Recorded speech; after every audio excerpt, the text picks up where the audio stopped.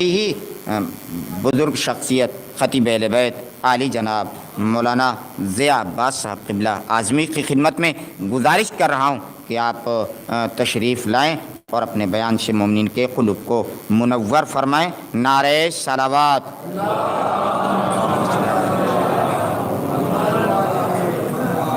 اعوذ باللہ من الشیطان الرجیم، بسم اللہ الرحمن الرحیم۔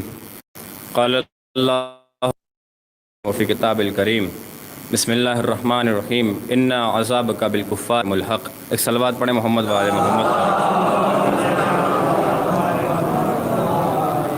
مومنین کرام السلام علیکم۔ یقیناً خداوند متعال و حنان و منان نے اپنی کتاب میں برجستہ کہہ دیا کہ بے شک تیرا عذاب کافروں کو ملنے والا ہے، تو لہٰذا اس یقین کے ساتھ اور پرانی تاریخ کے مطالعے کے ساتھ یہ بات پر یقین رکھنا پڑتا ہے کہ جیسے پرانے کے ظالمین نیست و نابود ہوئے، ویسے آج ہمارے بھی دور کے ظالم نیست و نابود ہوں گے۔ لہٰذا اس کے لیے ایک صلوات پڑھیں بر محمد والے محمد۔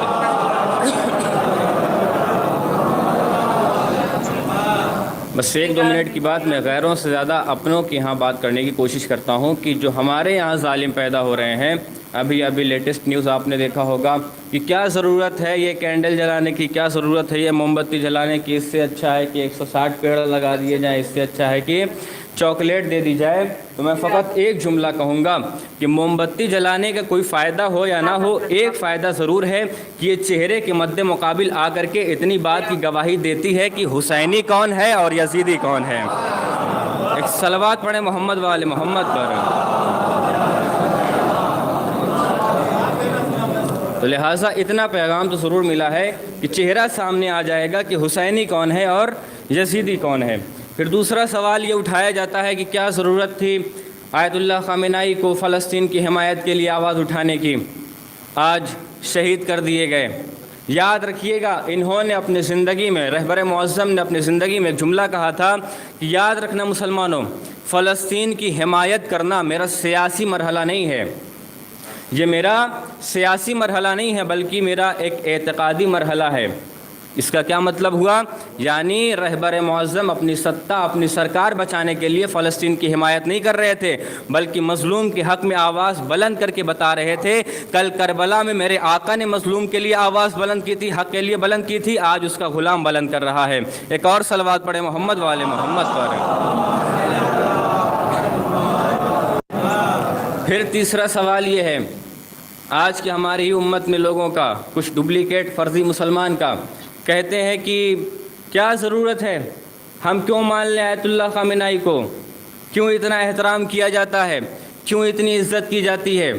یاد رکھیے گا، کل کی تاریخ اس بات کی گواہ بن گئی کہ جب امام حسین نے اپنی جگہ پر کوفے میں جناب مسلم کو بھیجا، کس چیز کے لیے؟ اپنی نیابت کے لیے، اپنا نائب بنا کر کے بھیجا تاکہ کوفے والے جناب مسلم ابن عقیل کے ہاتھ پر بیعت کریں۔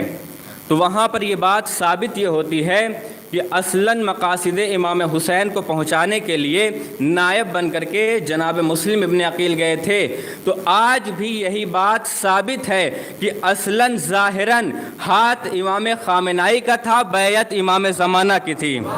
ایک اور صلوات پڑھیں عظمت آل محمد پر۔